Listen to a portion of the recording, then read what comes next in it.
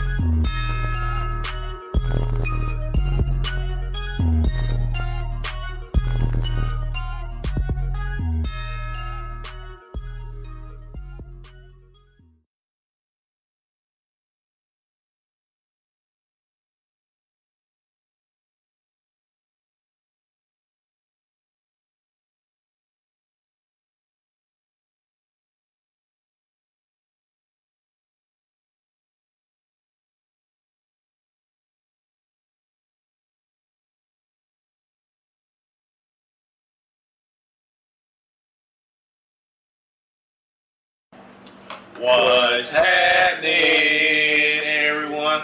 Welcome to Gameball NFL Endzone 2018 mock draft, where the football season never ends. I'm your host, Michael Riley. And I'm Luke Hartnett, co-hosting tonight. Well, we're going to be taking over Marcus's place as he takes care of family business to attend to a matter. So prayers to him and his family. Hopefully they'll get covered soon, and our thoughts and prayers go out to him and his family. And let's get into this 2018 mock draft. We're going to give you the teams, all the NFL, the top 32 teams, pick by pick, which player best suits for which team. And I'm going to kick it off with my man Luke, and let's get it right with a NFL mock draft. All right, so our number one, the Cleveland Browns got the number one pick. My man Mike here has the Cleveland Browns taking quarterback Sam Darnold out of Southern California.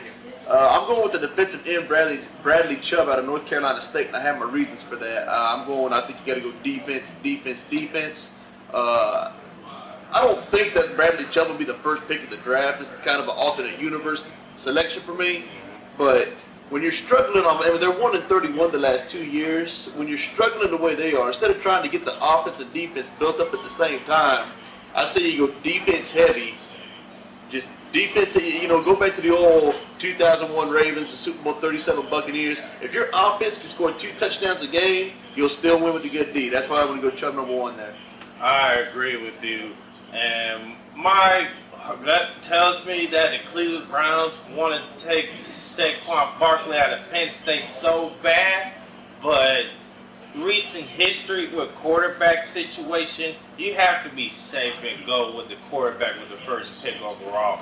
Yes, they did get Tyrod Taylor in a trade this offseason during the free agency period and all that, but you still have to find that franchise future quarterback in that offense. To me, I got Sam Darnold of USC going to the Cleveland Browns. And you mentioned Tyrod Taylor. He'll probably sit behind him. I think whoever takes Darnold, whether it's the Browns or anyone else, I do think he needs to sit a year. Actually, maybe 2 years, because he was kind of a turnover-prone machine in college at USC. But I like his competitiveness and his fearlessness. He's not scared to take chances. He kind of reminds me of Brett Favre, taking chances, just throwing up in there and make players to make plays and all that. So that's why I have Cleveland of their first 2 picks in the top 5, taking Sam Darnold, a safe pick. This would be a franchise quarterback. He can learn from day one and eliminate those turnovers, but he still be a gunslinger. Let him develop by a year or 2, then he'll be to take over that starting role quarterback as a franchise quarterback. I don't think Tyrod Taylor will be threatened by him either. He's a pro's pro. Exactly. All right, with the number 2 pick overall, unanimous decision for the both of us. The New York Giants select running back Saquon Barkley out of Penn State. This is a generational one-of-a-kind player you just don't pass up on. When I think of Saquon Barkley, I think of his game reminds me of Marshall Faulk / LaDainian Tomlinson. In the passing game, he's phenomenal. He compares to Marshall Faulk when he catches the ball out of the passing game. He's just a smooth running back. He can get open. He can make defenders miss left and right in the passing game. You can put him out vertically. You can do the running back flare route out of the running back spot. And the running game, he is phenomenal. He ain't scared to go between the tackles. He lunge and make dude miss left and right. He hops over dude. He's one play away from a big play or one big play away to score a touchdown. So I like the Giants taking this player because Eli, in my opinion, still have 4 or 5 playing years left of his career, and you want to protect him. Give the best player available in the draft. You go get Saquon Barkley to go along with Odell Beckham Jr. and the crew and so on. So if you get a running back like Saquon Barkley, that takes a lot of pressure off of Eli Manning. And also, he can return kicks as well. So Saquon Barkley is the safe pick for the New York Giants. The Giants get him. Tiki Barber's, all of Tiki Barber's records are officially on notice. Saquon Barkley to the Giants. That's official. Exactly. All right, number 3, we both got quarterbacks. Looks like my man Mike is going Josh Allen out of Wyoming. He's a raw talent, in my opinion, who's got all the prototypical things. He's got the size and arm of the quarterback you want. I got the Jets going with the quarterback as well. I'm going with Josh Rosen out of UCLA. Just my humble opinion, I think Rosen is the most NFL-ready of the quarterback class this year. I think he, of all the guys that's going to get drafted at quarterback anyway, I think he's the most week 1 NFL-ready starter to go. I have him going Josh Allen. He has a big arm. He's a talent waiting to happen. And he's going to be either a starter from day one compete or he's going to sit. So if I were the Jets, I'll sit him behind Teddy Bridgewater and the other quarterback as well, Luke McCown. Just let him duke it out and let him sit a year, get to know the playbook better.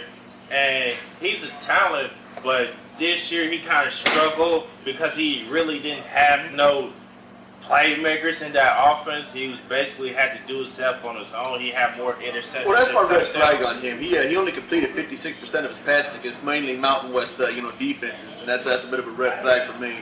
I think we put Josh Rosen, on this Patriots Wyoming team. I think he just would have put up better numbers across the board. Just my opinion, though. Well, I agree with you to that extent, but he really didn't have no playmakers, and that kind of caused his efficiency go down as the year before. But he's still a talented quarterback to take. Just sit him down for a year. He's already got a big enough arm. He can prove his accuracy on shorter throws in the passing game. All right, number 4, Cleveland Browns. Out of the last 2 picks in the first top 10, I got Cleveland Browns taking safety Micah Fitzpatrick for Alabama. So does Luke.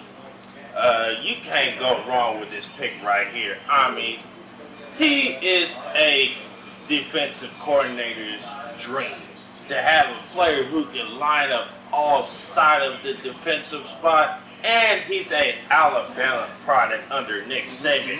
Nick Saban defensive player produces in the NFL. So Micah Fitzpatrick, he can line up on the slot, he can line up on the corner, he can play strong safety, free safety. He's a versatility defensive back. He also can play some linebacker blitzes as well. So you can't go wrong with this pick. Build your defensive better, Cleveland. You can't go wrong with picking Micah Fitzpatrick. Yeah, I was actually wanting to go Fitzpatrick number 1 overall, but after looking at about 4 to 5 to 6, different experts mock drafts, it looked like he was in that 10 to 14 range. So we both got him going a little high here. Bradley Chubb was kind of in that 3 to 6 range of the draft, so that's why I put Chubb at number 1 there. But it goes to my defensive first mentality. With Cleveland, and what my opinion, what Cleveland needs to do. Ray Lewis, whose opinion I value a great deal. Basically, what he was saying, I heard about maybe half a month or so ago. He's saying Fitzy has it right here. He's got it between the ears when a lot of rookies don't already. So I mean, never mind the physical attributes. He's got it from the neck up, and that's going to be huge for any. I mean, Fitzpatrick's going to ball out no matter what of the 32 teams get him. I think we can agree on that. I've heard it compared to Cam Chancellor, which is extremely high praise as well. He's worthy of it, though. That's going to be a good pick regardless of who gets him. If Cleveland gets him, he's Pro Bowls, All Pros, could possibly maybe a Super Bowl. Just depends on the years of how the team built around Cleveland. So, first off, for defense to go with Myles Garrett, you get him. You just beat me to it. Myles Garrett is going to presumably be healthy from the start this year. He's going to be much improved as well with the year under his belt. That Cleveland defense, if they could, another thing to keep, they can really be loaded here. Something that it's kind of hard to fathom in a mock draft, but I wouldn't be surprised if maybe Cleveland trades one or two of the top 2 picks, though. Either the first or I think they keep one of them, but I could see them definitely trading down, one of the picks for future first rounders as well. But that's the draft day to decide. I agree. All right, number 5, we got the Denver Broncos. Mikey going with the offensive lineman Quentin Nelson from Notre Dame. That guy's a man machine. You talking about just a pure beast. Yeah. I've actually got the Broncos going quarterback at Sam Darnold there. I kind of wish I could really do this now because I was informed through a Denver radio station. I was able to catch through my phone this afternoon that Denver committed $36 million to the kid from Minnesota, Case Keenum. So you probably don't want to take a quarterback with the number 5 pick and pay him first round money to sit, especially without that money tied up into as we mentioned, Case Keenum. But Quentin Nelson, he's basically the offensive side of the ball of Minka Fitzpatrick. Wherever he goes, he's gold waiting to happen. I agree. I have Denver Broncos taking an offensive lineman. You cannot miss on the offensive lineman because last year your offense was terrible, especially when your defense was making plays for you, keeping you in the game, and all decided because the inefficiency and the inconsistency of the offensive line. You was 1, maybe 2 offensive linemen away to compete in the playoffs or for the AFC West Division. So if I was Denver, I would get Quentin Nelson, the offensive lineman out of Notre Dame. This dude has a viciousness in him when he plays that spot. He's very physical. He gets nasty. He finishes the blocks and he gets the job well done. Why do you think every running back has gazillion yards every year out of Notre Dame? Because they produce off NFL-ready offensive linemen. You cannot go wrong with an offensive lineman with the 5th pick. If I'm Denver, I'm thinking about protecting my quarterback. I just recently signed in Case Keenum, drafting Quentin Nelson to go along with the left guard or right guard. He's versatile playing one of those guard spots. So this is a home run hit for the Denver Broncos. Now, you already got Darnold off the board with the number 1 overall pick. You'd have to think, if Sam Darnold's sitting there at number 5, Denver has to take him, don't they? Yeah. I don't think he'll still be there, but if he is there, you almost have to. I agree with you there, but in longevity, I need to build a Dallas Cowboy offensive line. You know what I'm saying? So you have to take an offensive lineman to block well in the running game and pass protect well in the pass game as well. I understand your quarterback spot, but Case Keenum's still young, still in his prime though. So you kind of want to protect that and get an offensive line. Moving on, number 6 pick, we got the Indianapolis Colts. The man Mike's going with defensive end Bradley Chubb, my number 1 overall pick out of NC State. I got the Colts taking the corner out of Ohio State, the cornerback Denzel Ward.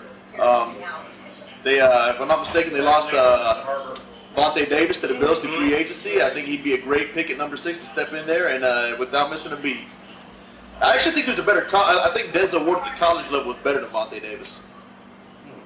I went with defensive end on this one because the Colts was dead last at getting after the quarterback, and on 3rd down they could not get off the field. They allowed teams to sit back there, chilling, calling that high wide or something like, "Where's the dinner egg? I'll be home soon." Throw a touchdown pass. That's how bad the Colts defense looked at putting pressure on the quarterback. It was horrendous. It was horrible. So they need to address the defensive end. The spot Bradley Chubb is one of a kind defensive end. He kind of puts me up that Von Miller Mac and the crew. And it reminds me of Mario Williams, not just because they both went to NC State and played the same position. There was just similarities. They were both defensive ends at North Carolina State. But he's just, he's done number 6 there, though. I mean, you're looking at your draft here. I mean, at that point at number 6, if Chubb is still available, he is the best defensive player in the draft this year. Regardless of position, he's the best defensive player in the draft. If he's still there with the Colts pick, they have to take him. It's a no-brainer. And the best pass coverage is a good pass rush. So you're getting that pressure on the quarterback makes that back into that secondary a lot easier job for them as well. Exactly. With the number 7 pick overall, the Tampa Bay Buccaneers, I got selected safeties. Derwin James, Florida State. Luke got some drafting. Quentin Nelson, offensive lineman, Notre Dame. I look at Tampa Bay Buccaneers defense. The one thing they're lax in was the safety help, especially because they was getting eaten up for big pass plays, down play here in, here out. So what I suggest is selected Derwin James out of Florida State, because this kid, he's compared to Minka Fitzpatrick, but I think he could be a little bit better because he's well-rounded in pass coverage. He can support the run. He is very versatile. Like Minka Fitzpatrick, he can lie on corner, slot, nickel, strong free. He's very versatile in his game, and he's not picky. So he's the second coming of Rondé Barber, if you ask me. Especially if he goes from to Tampa Bay, like Rondé spent most of his career there as well. Very similar. You just mentioned he's listed as a safety, more of a rover back, if you will, to play any 5-6 defensive back positions. If you want to go with the smaller lineup, you could probably put him in the front 7, front 8 when they load the box to stop the run or whatever else. I think that's one thing he does better than Fitzpatrick. I think he's better in run support. But no, he would be the best safety for the Buccaneers since the aforementioned Rondé Barber. And plus, he stays in his home state, so he doesn't have to travel far. This would make perfect sense for the Tampa Bay Buccaneers to step up their defense by getting a safety in Derwin James. All right, we already covered Quentin Nelson. We did number 5 pick to the Broncos. I got going 7 to the Buccaneers for all the reasons we've already listed. It's a pretty deep class of offensive linemen. So to say that he's head and shoulders above all of them, pretty bold statement, because it's not a weak class at offensive line. Quentin Nelson's just that good. Much like your number 6 pick with Bradley Chubb, if he's available with Quentin Nelson as a number 7, he becomes at that point the best player available. You almost have to pick him at that point. Moving on to Chicago Bears, we both got linebacker Tremaine Edmonds out of Virginia Tech. Dude just looks like a football player. I mean, you watch any tape, even the frozen pictures of the guy in action, he just looks like a ball hog. He is a man beast. He is a man beyond boys. I mean, he can play inside linebacker. He can play outside linebacker. He is a very versatile linebacker player. He is a play waiting to happen on defense. And he can cover well in the pass game as well. He's 6'4". This dude is flying off the boards. And he had a very good 40 time at the NFL Scouting Combine. I think it was around 4.5, 4.6. That is huge for a 6'4" linebacker who can play any linebacker spot. I mean, you just sit up there. Big and strong and fast. What I like most about him, he's mean. And this is what the Bears defense needs. He kind of reminds me of the 85 Bears defense if they draft him. Putting them situations here and just blow up the spot. Now, looking at number 9, the San Francisco 49ers, if Tremaine Edmonds is still available at number 9, I think he'd be very comparable to the retired Patrick Willis. I agree. There's a lot of Patrick Willis in him. Speaking of the Niners at number 9, Mike's got defensive end Marcus Davenport out of the University of Texas San Antonio Roadrunners. I'm going with the linebacker from Georgia, Roquan Smith there. Roquan Smith is just a sideline-to-sideline guy. He's one of the few linebackers at the college game that can seamlessly cover the, not necessarily the slot receivers, but the running backs out of the backfield. He'll blow up a lot of screen passes. He can take guys, running backs who run that wheel right out of the backfield. He knows how to turn and run. He can look for the ball. He's a two-way player, both. I mean, he can defend the run and the pass. Not a great pass rusher. Not really expected of him, though. He could lead the league in sacks if he wanted to. Or in case he could have led the SEC in sacks. My apologies if he wanted to. But, I mean, he's so versatile. You can't just have him rushing the quarterback every play. Got to go sideline to sideline. Got to stop the run. Got to cover backs out of the backfield. He can really do it all. Well, I have San Francisco 49ers taking defensive end Marcus Davenport. he's the second best player compared to Bradley Chubb.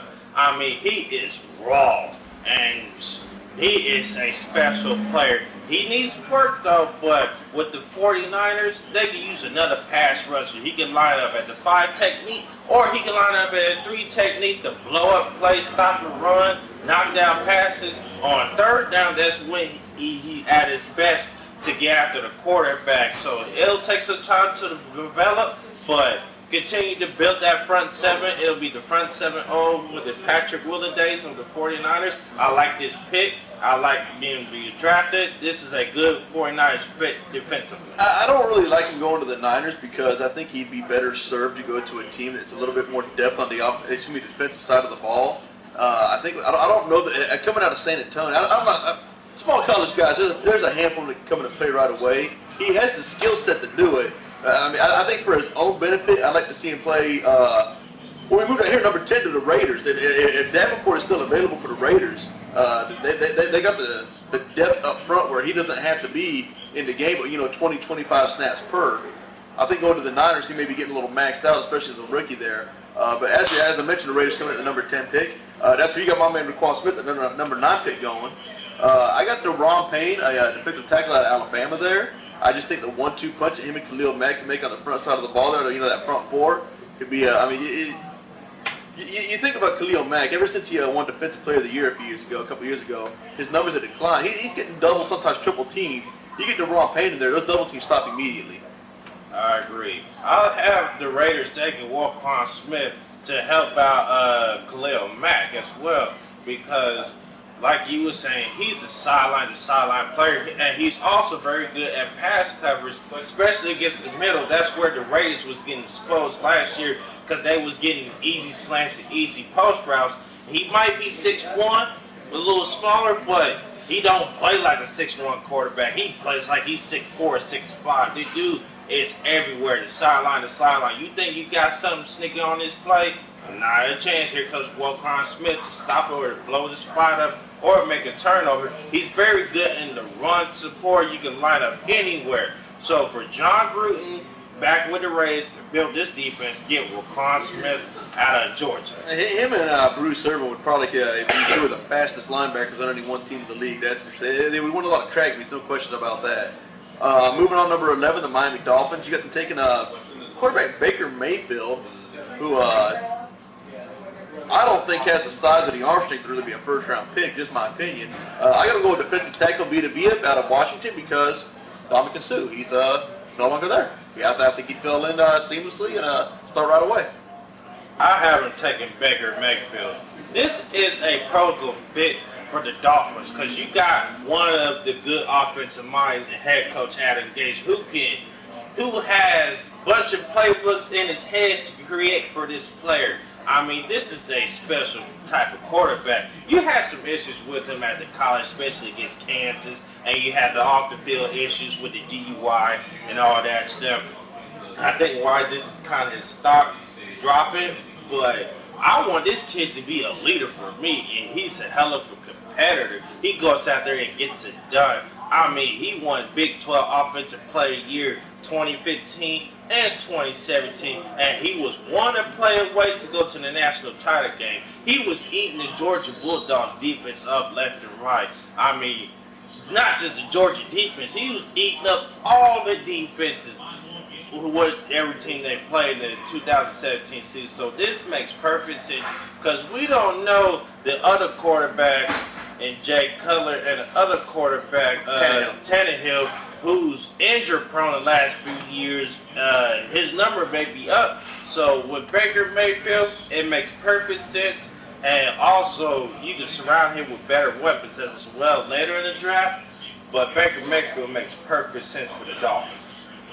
All right, moving on, number 12. We both got the Buffalo Bills taking different quarterbacks here. You got them taking Josh Rosen, who I think will be off the board by that point. I got him going Josh Allen out of Wyoming there.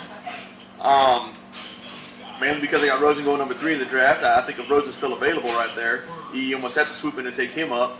But, yeah, Mike has Josh Rosen. I got Josh Allen. I think, the Bills, they lost Tyrod Taylor to the Browns, to a trade. Help me out. Who's your starting quarterback right now? McCarron. AJ McCarron, right. So I think, Josh Allen would certainly have a chance to. I think he needs to sit a year or two. But if he goes to the Buffalo Bills, he will have ample opportunity to compete for the starting job right away. Thank you. I'm the McCarron call. Oh, you're welcome. I haven't taken Josh Rosen, and Josh Rosen would be a perfect fit for the Bills. He is a most NFL pro quarterback rating, as you was mentioned earlier. But the reason why I haven't fallen to the Bills is because you had some concerns about, is he passionate for the game, and is he interested in blah blah blah and all that. That might throw him a red flag a little bit, but with the Bills and Josh Rosen, if he falls that far, that makes perfect sense. If you draft Josh Rosen, you have to build offensively around him. Defense is kind of set, but I'd rather for him to build around. If Rosen goes to the Bills, I think he wins that starting job. I think he beats up McCarron for the starting job in the game. I really do. Sean Watson fell to 12 last year, so anything's possible, I guess. Exactly. All right, with the number 32 pick overall, Washington Redskins, I have them selected defensive tackle Mintue out of Washington, and Luke has him selected running back Darius Geis from LSU. I go defensive route because last year they would get run up on, beat up on. They really couldn't get after the quarterback, and they need like a run stuffer to command double teams. And Villa, this boy, he is a man beast. He'll take your lunch money. He'll go to school and punk people for their lunch money and give them swirly, stick their head in the toilet. That's how good this dude is. I mean, did you see the highlight on special teams? He tackled that one kid. Man, I didn't see the highlight. I saw it live. I'm kind of a closet Washington fan, kind of a closet Pac-12 conference fan. I guess I watch a lot of that football after dark, as they hashtag it on Twitter, whatever else. Kind of a big fan. Just one of the unusual things about me, I guess, being in Kansas, whatever. But no, I watched quite a few of the Washington Huskies the last couple of years. They've been on national television, ample opportunities as well. I'm going Darius Geis because I think him and Alex Smith would be one of the most dynamic running back quarterback duos in the league right there. I just think with that pistol, that pistol formation with Smith, not quite the shotgun, the shorter shotgun for lack of a better term. They can run a lot of zone read options, so on and so forth, or whatever else. And I think him and Alex Smith would be able to do I think it'd be a good passing game. He's good out of the backfield. Tell you what, if there's a scenario I can see happening though, I don't know if the Redskins will be a part of it. I can see the Patriots trading up into maybe the top 12, top 10. Dude has New England Patriot game ready. You watch any tape of this guy with LSU and it's like, that's a New England Patriot. You tell me he doesn't remind you of Stephen Ridley, James White, so on and so forth. Yeah. A little bit undersized to be compared to LeGarrette Blount, but I mean, he's just dude's got Patriot written all over his name. Well, that wouldn't surprise me either, being a Patriots fan. And the Patriots got 2 first-rounders, so they got some chips to work with. You never know. But the reason why I select Washington taking defensive tackle Villa because they're going up against the NFC competition. It's loaded with good offensive linemen. The Giants is on the upcoming after they signed Nate Solder. You got the Dallas Cowboys that is one of the best offensive line in the league. And you got Philadelphia Eagles who has a very good offensive line. What can I do to stop the run and put the pressure on the quarterback? You draft this guy, and he is a 3-4 defensive line who commands double team, eats up space, and this makes perfect sense for the Washington Redskins. From Washington State to Washington, D.C. Exactly. Number 14, Green Bay Packers, cornerback Josh Jackson of Iowa. My man Mike is taking right there. I'm going with the defensive end Marcus Davenport of San Antonio. Don't know. I mean, it'd be a similar situation. You got Davenport going to the Niners. I think it'd be a similar situation there. I don't believe the Packers' depth up front is too terribly great. I do think the back half of their defense is a little bit better to be able to, kind of cover some of his errors. Speaking of the back end of that defense, Josh Jackson would be just another great cornerback for the Green Bay Packers the last 5, 6, 7 years. They've had some good ones. Well, the reason why I chose Josh Jackson for the Green Bay Packers is they traded away some of their corners, and some of their corners has left to go to different teams in free agency in the past. And last year, their corners was one of the weakest in the defense and also was suffering injuries. None of them could stay healthy. Their front seven is decent enough, and they also signed Mohammed Wilkerson from the New York Jets. So they need another corner. And Josh Jackson, he's tall, he's long arms, and he can play well. He tackles well in space. He can also defend well. The 40-yard dash may not blow you away. He ran a 4.5, but the 4.5 makes up for it because he's tall. And he can knock down balls. He can match up with any receiver. Press man coverage, zone coverage, wherever you put him at, it makes perfect sense for the Green Bay Packers. And the Green Bay Packers are lacking in cornerback spot. Number 15, we got the Arizona Cardinals. You got them. Mike has them taking wide receiver Calvin Ridley, and him and Fitzgerald will just be. That's a good pick right there. That's a really good pick, but especially with the healthy David Johnson coming back from injury as well. Got Sam Bradford coming in there. You know, the quarterback on a 1-year, $20 million deal. I like to call him Sam Paper Mache Bradford, and with that, I got him taking I got the Arizona Cardinals drafting a Louisville Cardinal quarterback, Lamar Jackson. The reason why I had them taking Calvin Ridley out of Alabama because you just signed Sam Bradford to the $20 million deal, which I think is a head-scratcher, stupid mistake. Where the hell Arizona Cardinals was smoking, I don't know. They need to stay off that. But to go along with Sam Bradford, you have to get another receiver. And plus, Larry Fitzgerald, his AG's not going to be there much longer. So you have to kind of get a guy to kind of like mentor or whatever. This would make perfect sense for the Arizona Cardinals. Calvin Ridley being mentored by Larry Fitzgerald, that is the best advice you can have. That is a wide receiver's dream to play with a legend in Larry Fitzgerald. I mean, I am following him everywhere, meetings, whatever. I'm asking a bunch of questions. I'm annoyed the hell out of Larry Fitzgerald to get my game better, and this makes perfect sense. Calvin Ridley with Larry Fitzgerald, he's already equally as humble as Fitzgerald is too, and that's only going to be twofold when that pick happened there. I think if Lamar Jackson gets his chance to play, whether it's for the Cardinals or otherwise, I'm concerned about him, going to a team with a good quarterback situation, riding pine for longer than necessary. But if he gets his chance, I think 4, 5, 6 years from now, when people are looking back and you see them little articles online or whatever else says redraft in the 2018 NFL draft, I think he'd be the first quarterback taken in a redraft 5 years from now. I mean, the kid is just,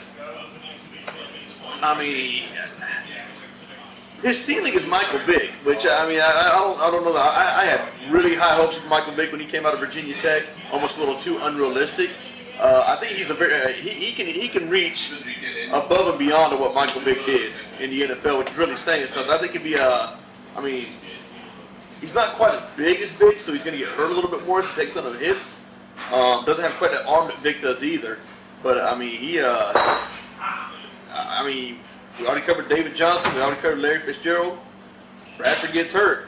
They got this kid on the back up there. I think he can step in right away. What he would be lacking in knowledge of a rookie playbook, I think his mobility and his ability to improvise. He had a knack at Louisville for getting away with throwing a lot of jump balls. I think he'd be able to do that with the Cardinals as well, with the Arizona Cardinals as well. I think it should be I think Lamar Jackson is going to be the steal of the draft. And plus, if you take Lamar Jackson, the coach has to adapt to his playing style, see what he likes and what he doesn't like. So you have to script another playbook for him. And Texas with Deshaun Watson, they just we're going to scrap this and we're going to do what he does best and create another playbook, and it worked well till he got injured. But if the Arizona Cardinals do that for Lamar Jackson, this will be a home run hit. All right, number 16. We both got receivers going here. I got the aforementioned Calvin Ridley, who just looks like a Raven. I got to be honest with you. That is kind of a large reason I got him going there.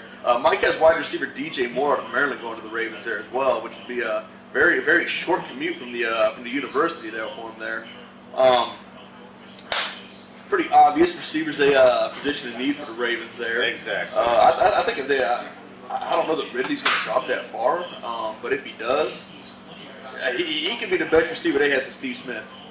And with DJ Moore, he has some similarities of Steve Smith and then some. He has speed. he can get good separation. He catches the ball well in the screen pass and takes it to a big play. Reminds me of James Jeff for the Raiders about however long ago he was playing for them. Exactly. So he is a big play waiting to happen, and I don't know how much time Joe Flacco has got left with the Baltimore Ravens, and people going to have to get over that Super Bowl playoff run that they had, because in the season he's inconsistent, but in the playoffs he's balling. So if you give him another weapon in the offense, I mean, this is a good pickup for the Baltimore Ravens. This has Ravens written all over it, and they need to help out Joe Flacco because the other receivers is not stepping up. They did sign Michael Crabtree, but you have to go along with it and get DJ Crab's Moore. on borrowed time. No offense to him, but he's kind of on borrowed time right now. So I have the Ravens selecting DJ Moore. This is a good fit, and this makes perfect sense. Alex Collins in the back would really be help with that. You give him that balance. So they don't just throw. They get that running game to rely on as well. All right. With the number 17 pick overall, the Los Angeles Chargers, I have them taking offensive tackle Mike McGlinchey out of Notre Dame. Luke has taken safety Derrick James out of Florida State. Now, their defense is kind of solid and built up, but what lacked them the most offensively is that offensive tackle spot. That right side of offensive tackle, which is getting eat up, and Phil Rivers didn't really have much time in the pocket. And also, he's getting up there in age.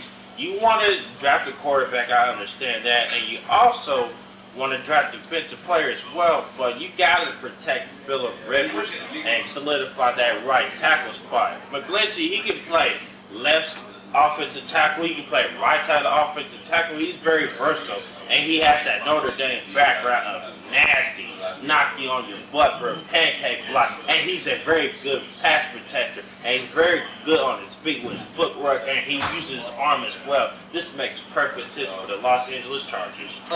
Should the Cardinals? We mentioned the Cardinals a few picks ago, and if they pass on Ridley, or if he's taken before then, or if they pass on Lamar Jackson, I can see him going to the Cardinals there with to replace the Honey Badger Tyrann Matthews with the Texans now. Another reason I like Derwin James going to the Chargers, should he fall, you got him going to number 7, so you must have been tipped off that I wasn't. But no, I mean if Derwin James is sitting there at number 17, he automatically becomes the best player available. And I think once you get to about the 13th, 14th pick of the draft, yeah, certain teams have certain needs, but at some point you got to start going best player available. That's why, like you mentioned, the Chargers are solid at safety right now. But I mean, safety in the NFL is kind of like pitching in baseball. Once you think you have enough pitchers, or in this case enough safeties, what do? You get some more. So best available. Can't have too many good safeties on one team. Lots of star power on that Charger. Lots of star power on the Charger defense to go around with them. They were right there on the cusp of the playoffs after known for a start last year. I think Derwin James can help rectify that, get them in the playoffs this year. All right, that will do the first part of our mock draft. We're going to take a quick brief break, but when we come back, we're going to go from 17 through 32 on our NFL mock draft picks. So don't go anywhere. Stay tuned on Gameball NFL Endzone podcast, where the football season never ends. Second part of the first round.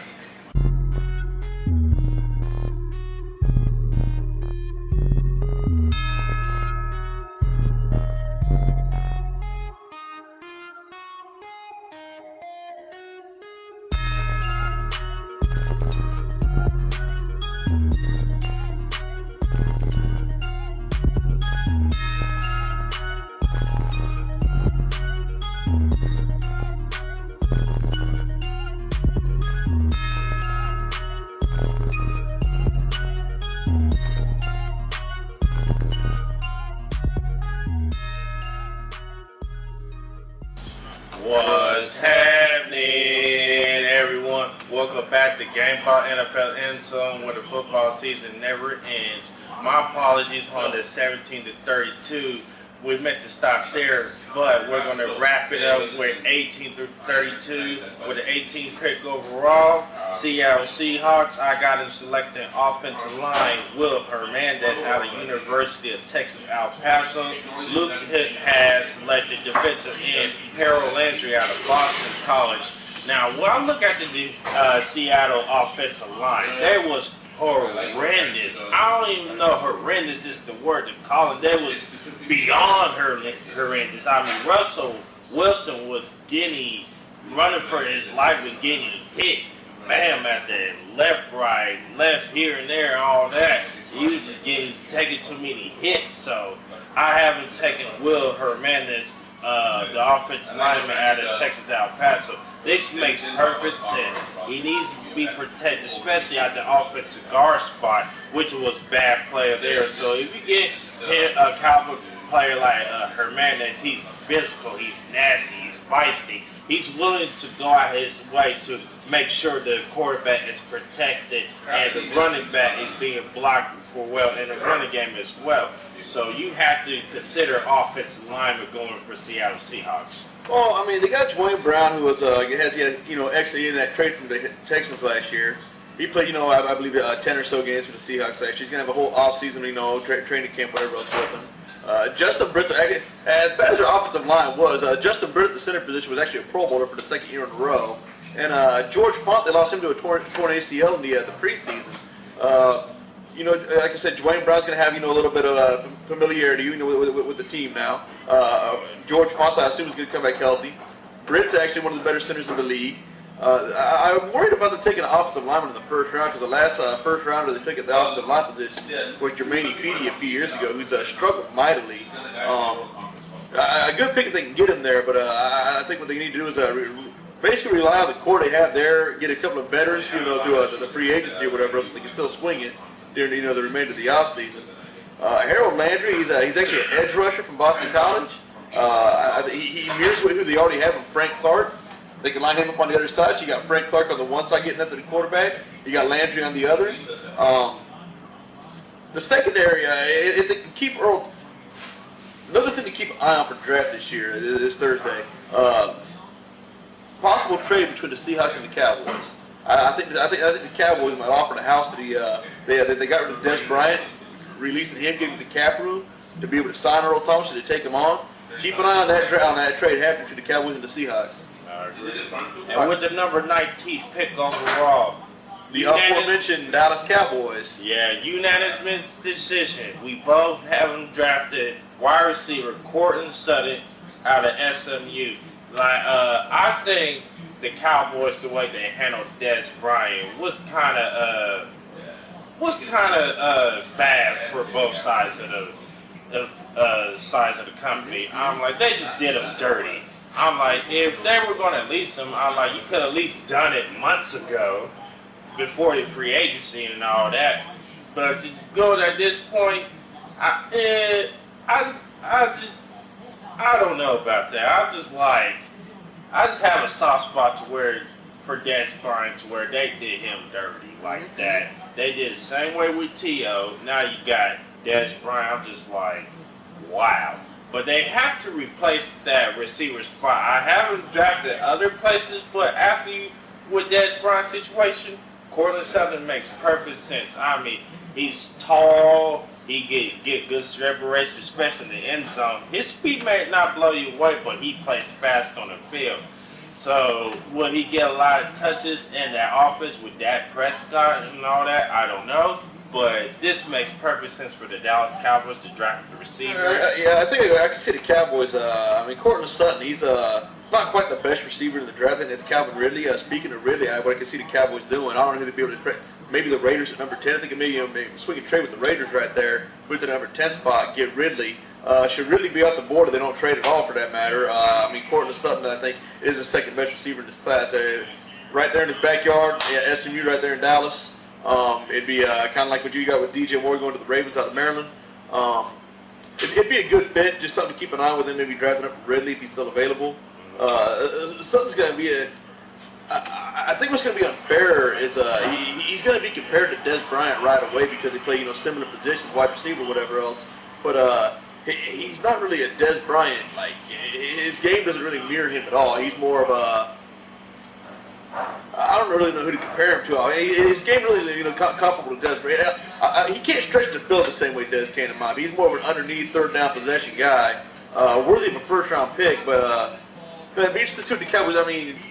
Jerry Jones makes every draft interesting anyway, does he not? That would be true. All right, number 20, we got the Detroit Lions. You got them taking running back Darius Geis, who'd be a great fit for him there. I got your man at Will Hernandez. You got him going to the Seahawks. I'm going to number 20 to the Lions there. I think Detroit's kind of playing at house money right there. I mean, they didn't make the playoffs last year, but they're a playoff team if that makes any sense. Guys are what I mean. Hernandez is going to fit into any offensive line he goes to. He's just that kind of guy right there. Behind Quentin Nelson of Notre Dame, he might be the second best offensive lineman in the draft. He can play both tackle and guard positions, which he's got a Swiss Army knife of offensive linemen. And Darius Geis would be just the latest in a long line of good but not great running backs for the Detroit Lions. Well, I have them selecting the running back Darius Geis out of LSU because they need a running back. They haven't had a good running back since Barry Sanders. After Barry Sanders retired, the running back class that they drafted or picked up in free agency, whatever, just went slumped down the drain into a river. So Darius Geis makes perfect sense. I mean, he is a big body running back. I mean, he is a pounding machine. He can go in between the tackles. He can get inside, outside. He can be effective in the passing game as well. This dude had over 1,000 rushing yards in his last 2 seasons at LSU, especially when he was taking over another running back who was with the Jacksonville Jaguars, so Leonard Fournette. So he can pick up the low work. He'll be good complementary to go with LeGarrette Blount, who they picked off. Would do 2 running backs right there, the running back tackle with the Detroit Lions. Man, defenses will have a fit tackling them. So this makes perfect sense for the Detroit Lions to draft Darius Geis out of LSU for their offense. All right, number 21, the Cincinnati Bengals. You got them taking linebacker Rashaan Evans out of Alabama.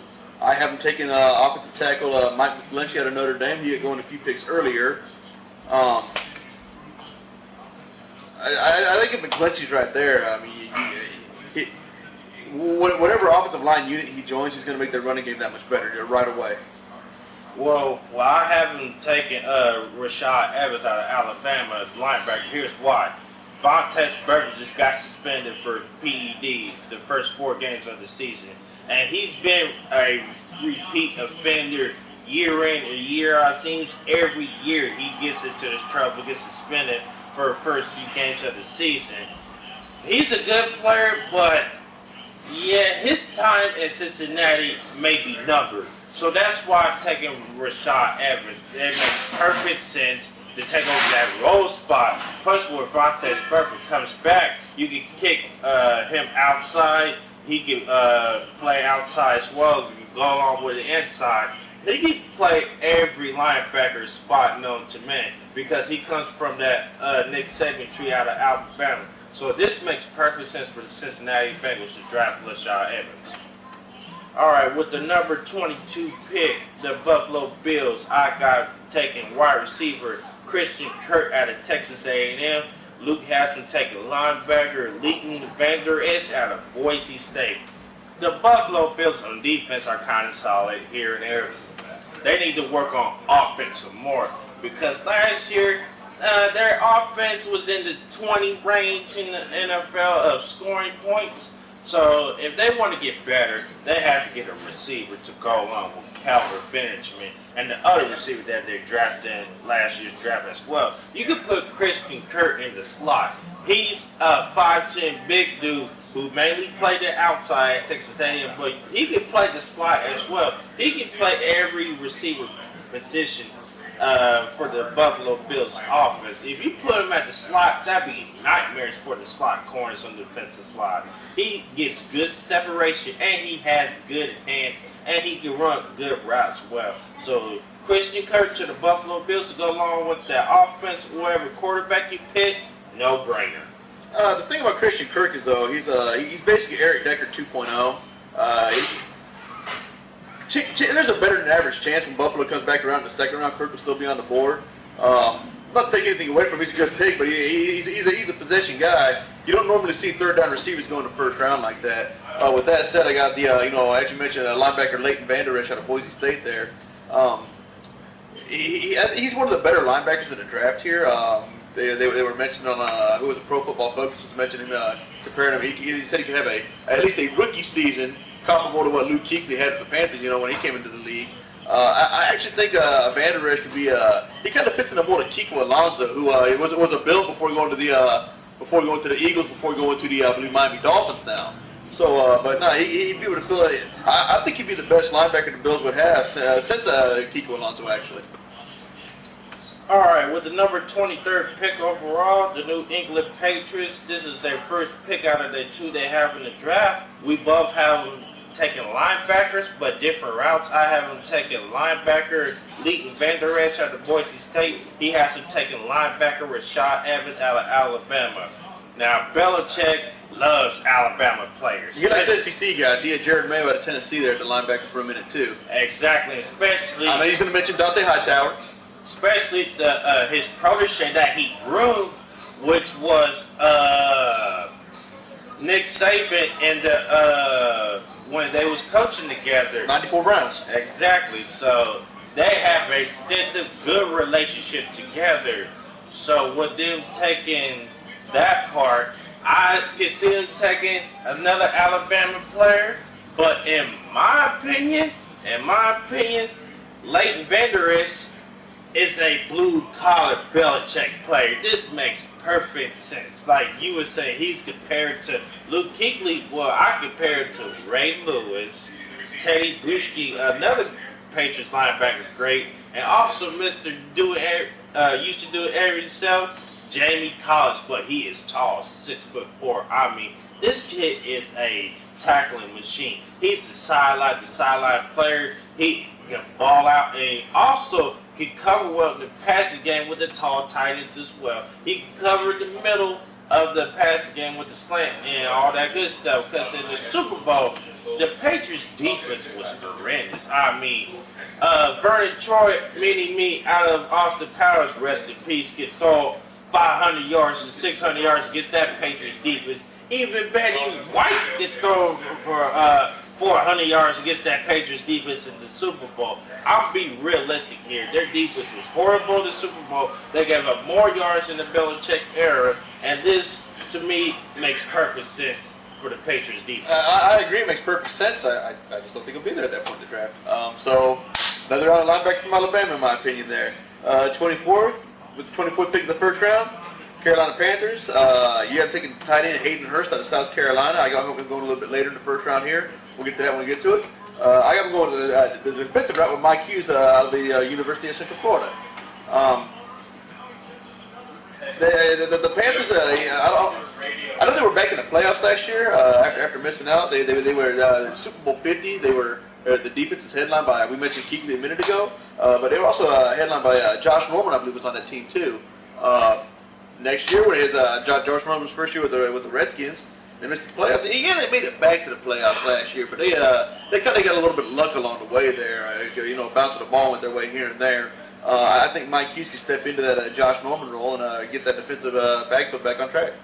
Well, the reason why I had the Carolina Panthers taking a tight end because Cam Newton needs more weapons on that offensive side. Let's just be honest. And Greg Olsen, you don't know how long he's going to play in the NFL. He's getting up there in age. He actually said a couple days ago, he was doing auditions for the Monday Night Football announcing or whatever else. But he made it clear, I'm still on the team, I'm still in the league. He wants to go another 3 to 5 years. Just a little FYI on that. But you want depth at the position, no doubt. Exactly. You can simulate to what the Patriots did at the two tight end spot back in the days of 2010 to 2012 era. So by drafting Hayden Hurst, to go along with Greg Olsen, that'd be a deadly combination. And Cam Newton would have multiple choices to go along with that offensive side of the ball. He doesn't have to rely too much and take a lot of pressure off Greg Olsen, who was coming off with some injury as well. Drafting Hayden Hurst makes perfect sense for that Carolina Panthers offense, and let him loose a little bit, and Cam Newton would be more efficient, and you can rely more on that tight end, Hayden Hurst. All right, with the number 25th pick overall, the Tennessee Titans, I have him taking defensive end Harold Landry out of Boston College. He has him taking offensive line James Daniels out of Iowa. The reason why I see defensive Harold Landry going to the Tennessee Titans because some of the players is getting up their age and add more depth. He doesn't have to play off back right away. He could be like a third down situational or a second down situational. It just depends on what you scheme. And this has Mike Vrabel type of player written all over it. Like I was going to say Javon Curse, actually. Keep with the little Titan theme going on there. Well, they're both edge rushers. I think Curse is a little bit bigger and stronger than he is, but I think what Curse had in speed, I think Landry matches as well. Exactly. So this has Mike Vrabel written to draft a player like him.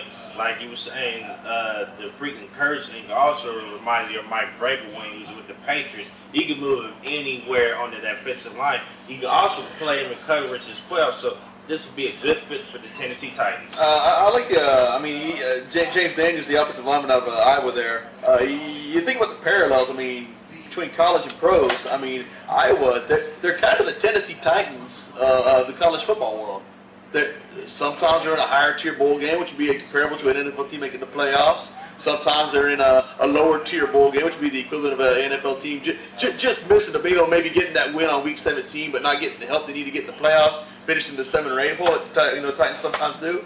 But more importantly, I think that there's a couple of mean dudes on that Titans offensive line, headlined by the number 71 Lewinsky, I believe his name is. If he can get a little bit of mystery, like 2 or 3 of them linemen for the Titans have, he'd be a great fit right there. He is a first round talent. He's good. The thing about Landry is we don't really know. He's kind of a wild card. I think of James, Daniels. If he stays healthy, he's a 10 to 12 year guy. And with that said, we go on to number 26. We actually both have the Atlanta Falcons taking with the 26th pick. Defensive lineman Taven Bryan out of Florida University, Florida Gators. This is a unanimous decision for the both of us for him to be drafted by the Atlanta Falcons. This makes perfect sense. This has Dan Quinn pick written all over it. They're solidified the offensive side. They don't need no more playmakers. For Tavier Gabriel, yeah, but that's a later round draft. But they have to be more built on the defense. They lost Terrio Poe, who went to the Carolina Panthers. They lost Adrian Claiborne, who went to New England Patriots. You have to refill that defensive spot that can get after the quarterback as well as stop the run.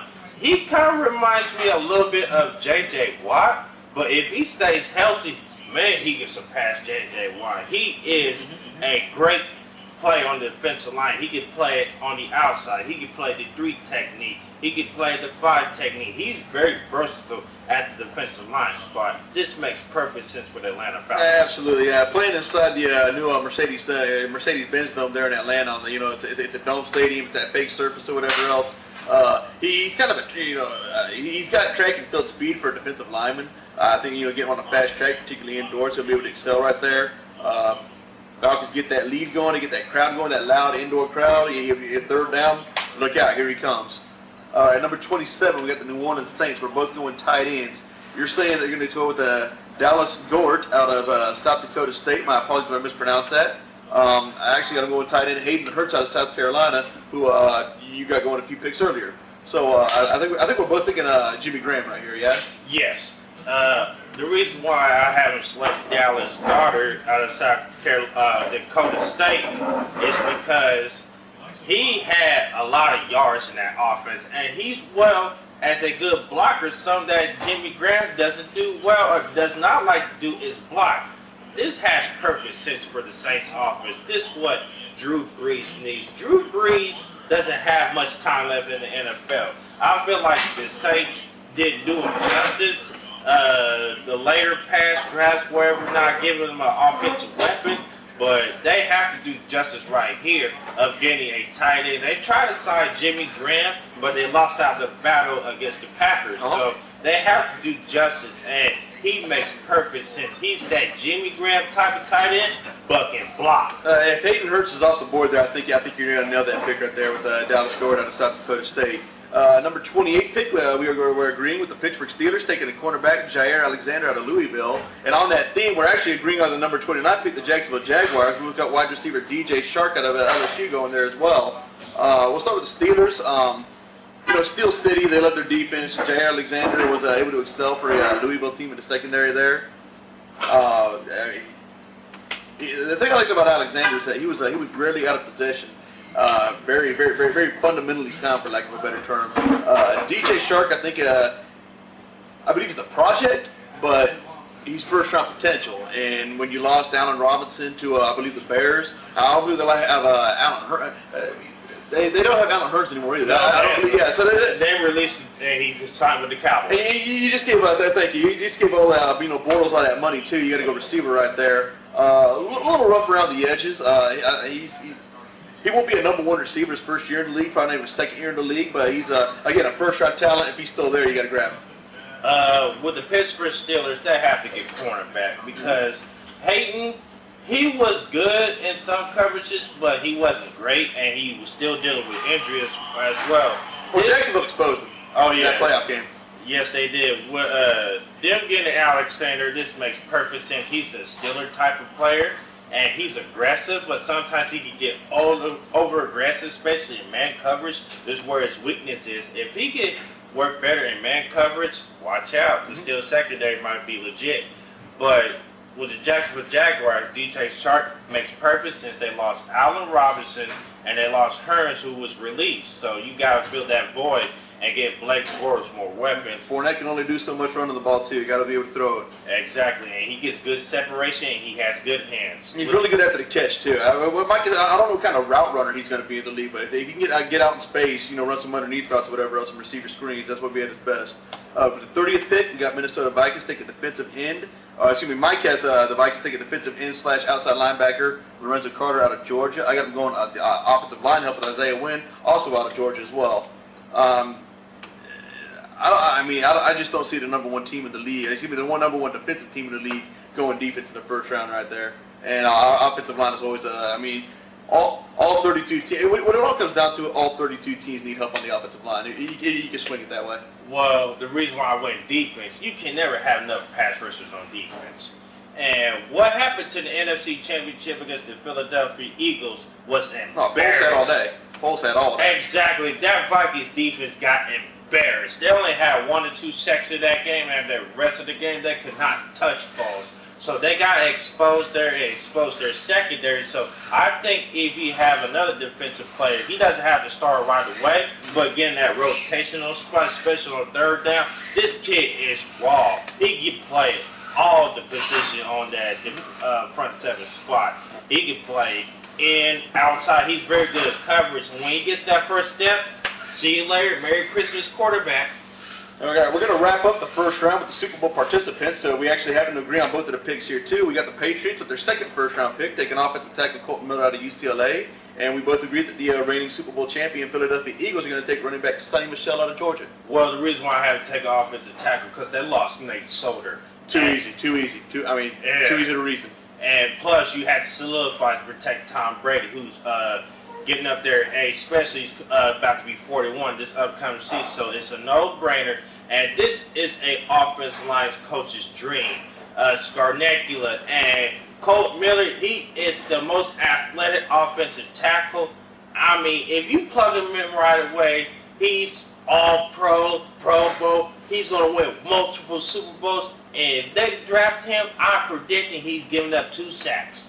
With the Eagles taking Sonny Michel there, I think he kind of last year was supposed to be Darren Sproles last year in the league. He tore his ACL and broke his arm on the same play. Said he's not going out like that, coming back for 1 more year. I do think that Sonny Michel is going to take over the Darren Sproles role. They're intermittently changing it out of there. If I'm not mistaken, help me out on this one. They do not have a Garrett Blunt anymore. No, because he's with the Lions. Okay, another thing I like about Michel right there is he'd be able to. I can't remember the kid that caught the third quarter touchdown on the wheel route, number 30, Brian Clement. Okay, Clement, thank you. I think they can mold him. I think Clement, Sonny Michel, Darren Sproles, and AJ Ajayi. And Jay Ajayi. I forgot about him. Thank you very much. That's just, Ajayi is more of a between the tackles kind of guy, but they can really platoon those other 3 guys, and they can. Ajayi is not so much a receiver, if you will. Michelle can catch and run the ball. As can Sproles. As we saw in the Super Bowl Bryant there. It's going to be a great fit for him. I don't know that they want to pay first-round money for a running back, though, so I'm a little concerned about that. But it makes perfect sense for the Eagles because he kind of reminds me of when they first drafted a running back and Shady McCoy before the Chip Kelly era. But if you draft him, that kind of brings that life back. This makes perfect sense. He doesn't start, by the way, out the gate. I think that's the Giants' role to start. But you can get him second and third down, especially in the passing game. This dude is deadly with the ball. I mean, oh my God. And if Philadelphia chooses to go a different route there, Michelle's no longer on the board, taking maybe early in the first round, they can still grab their next pick in the second round, third round, whatever it is. Running back similar to Rashawn Penny out of San Diego State should still be there for him. All right. And that would do it with our official NFL mock draft. Social media, Facebook, you can follow us at Gameball College Kickoff / Gameball NFL Endzone. Email gck.gnfle@gmail.com. Twitter at GCK_GNFLE. You can follow your boy on Twitter, capitalized at Gameball_capital M lowercase YKE. That stands for Gameball Mike. You can also follow us on Instagram at gck.gnfle. Our closing line is at tokendesignstopeka.com/gameball. You can also follow us on YouTube, gck.gnfltv. And for social media, for Marcus, you can follow him at JoeFellENT on Twitter and Facebook. Marcus JoeFellENT Jenkins on Facebook. Your social media? I'm on Facebook and Instagram as Luke Hartnett. I am on Twitter as Luke Hartnett2. We're doing the duties for Marcus, who couldn't attend with us tonight. He had a family matters to attend to with his wife, so we wish him and her the best for her speedy recovery as well, and he'll be back on the show momentarily. He's taking a night off to be with his family, and that's understandable. Next podcast, he'll be back and better than ever. That's what we. Until then, I'm Michael Riley. And I'm Luke Hartnett. This is Gameball NFL Endzone Podcast, where the football season never ends. Peace. We are out.